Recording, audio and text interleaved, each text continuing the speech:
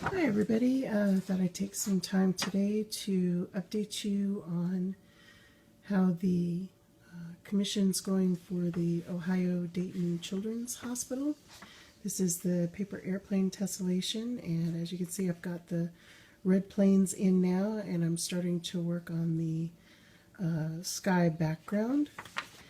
Just a reminder, or for those who haven't been following this was the conceptual art piece for it, or conceptual sketch, and this is where I'm at now.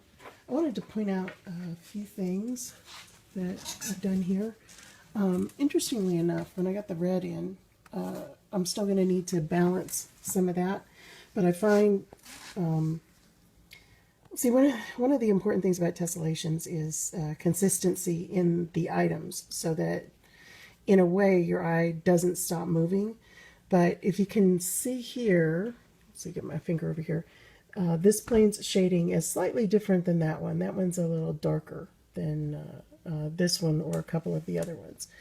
And I may end up leaving it like that on purpose, despite what I just said about consistency, because I think sometimes, especially in a piece this large, that's a kind of a modified tessellation, you do want the eye to move around a little bit, and your eye will notice inconsistencies when it comes to the repeated shape thing over and over again. So sometimes having very select, see, like most of the other ones are relatively even, except for a few, like there's one over here that's a little off, and one down there that's a little off, right there. So having one every now and again that's just not quite like the others will tend to move the eye around. I think most of the green ones are fairly consistent now, so then I'm using the red because red is kind of, for our brains, an emergency color, and we tend to notice that more than we notice other colors.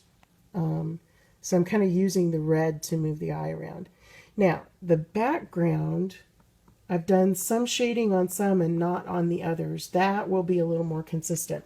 I want most of them to be of this kind, with the lighter in the middle and then the dark to kind of shade underneath. So these I haven't done that with because this is watercolor, so I have to let it dry a little bit before I can lift it off. And then I'll have a little more consistent, maybe what you would consider a more cloudy look. But as you can see, it's coming along. You have to very tightly control the amount of water in your brush when you're doing watercolor on canvas.